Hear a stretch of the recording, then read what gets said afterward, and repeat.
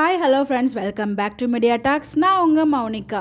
என்னத்தை சொல்ல அப்படிங்கிற மாதிரி தான் இருக்குது. பட் இனிமேல் கதை கொஞ்சம் வேகமான நகர்வுற மாதிரி தான் எனக்கு ஃபீல் ஆகுது. பார்ப்போம். இல்லைங்க, எப்பயுமே காவேரி தூங்கிட்டாங்கன்னா காவேரி கிட்டே போயிட்டு பேசுவார் இல்லையா? நைட்டு முழிச்சிருந்தா பேசுவாங்க. தூங்கிட்டாங்கன்னா கண்டிப்பாக அவர் மனசுக்குள்ள இருக்க ஃபீலிங்கை லைட்டாக வச்சு ரியலைஸ் பண்ணுவார். அங்கே சொல்லுவார், நானும் எதிர்பார்த்தேன் கண்டிப்பாக அந்த இடத்துல அவர் ஃபீல் பண்ணுவார் அப்படின்னு சொல்லிட்டு. ஆனால் கடைசியில் எங்களை எப்படி நாங்கள் நினைக்கிறது நடக்கக்கூடாதுங்கிறதே முடிவு பண்ணியிருக்கீங்களா அப்படிங்கிற மாதிரி தான் இருந்துச்சு.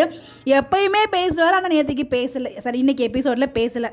வெண்ணிலா கிட்ட சொல்கிறாங்க, இந்த மாதிரி இந்த இடத்துல நீ இருந்தால் கூட இந்த மாதிரி பண்ணுவேன்னு தெரியல, அவள் தான் இங்கே கூப்பிட்டு வந்திருக்கா, நான் போகணும், அவள் கோவமாக இருக்கான்னு சொல்லி எவ்வளவோ ரெக்வஸ்ட் பண்ணிகிட்ருக்காரு. அவங்க கையை விடுற மாதிரி தெரில.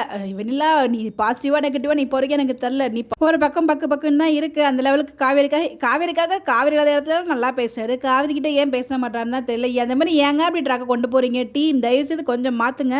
விஜய் வர வரைக்கும் காவேரி வெயிட் பண்ணுறாங்க. வந்ததை பார்த்தோமே கொண்டு போய் படுத்துறாங்க. ஸோ கண்டிப்பாக அவங்க எப்பவுமே தூங்கிட்டு இருக்கும்போது அவர் பேசுவார். சில முழிச்சிட்டே இருக்காங்க. அந்த இடத்துல நம்ம விஜய் பேசும்போது காவேரி காதில் வாங்குவாங்கன்னு சொல்லி நான் ரொம்ப வெயிட் பண்ணிகிட்டு இருந்தேன். கடைசியில் விஜய் எதுவுமே பேசல. ஆனால் அவர் பார்க்க ஒரு மாதிரி பாவமாகவும் இருந்துச்சு. அந்த இடத்துல உட்காந்து ஃபீல் பண்ணிகிட்டு இருந்தாலே அதை பார்க்க எனக்கு பாவமாக, ஒரு பக்கம் கோவம் இருந்தாலும் ஒரு பக்கம் பாவமாகவும் இருந்துச்சு.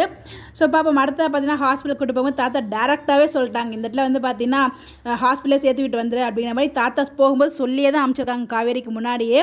அப்போ காவேரி பார்ப்பறலையே, அப்புறம் கரெக்டாக சொல்லுவார் தாத்தா. அது எல்லாருமே நல்லா இருந்துச்சு. தாத்தாவோட கேரக்டர் ரொம்ப சூப்பராக இருக்குது. வழக்கம் போல் சொல்கிறதா சொல்லிட்டு இருக்காரு. சீக்கிரமாக முடியணும்னா அங்கே நீங்கள் பக்கத்தில் இருந்து பார்த்தா தான் அது அவங்களுக்கு சீக்கிரமாகவே ரெக்கவர் ஆகும். அதனால் நீங்கள் கூட வச்சு பார்த்தீங்கன்னா தான் இந்த பிரச்சனைக்கு முழுமையான சொல்யூஷன் அப்படிங்கிற மாதிரி சொல்கிறாங்க.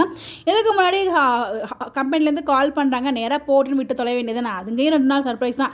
அந்த 2 நாள் என்னென்ன பண்ண போகிறாங்கன்னு தெரியல. அதான் பயமாக இருக்குது, பக்கன்னு இருக்குது.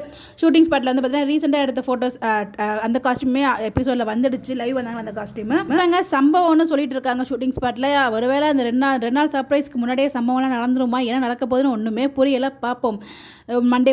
சண்டே ப்ரோமோ வந்து சொல்ல முடியும். பட் இன்றைக்கி எபிசோட் ஓகே தான். நாளைக்கு ப்ரொமோஷன் வரும். தாத்தா கேட்ட கேள்விக்கு நம்ம விஜய் எப்படி ரியாக்ட் பண்ணுறாரு, என்ன பண்ண போகிறாரு, இதுக்கப்புறம் அவர் காவேரி எந்த லெவலுக்கு ஹர்ட் இருக்காங்கன்னு புரிவாரா, புரிஞ்சு பாருன்றதை வெயிட் பண்ணி தான் பார்க்கணும். உங்களுடைய கருத்துக்கள் மறக்காமல் கமெண்ட்டில் சொல்லுங்கள். Bye by.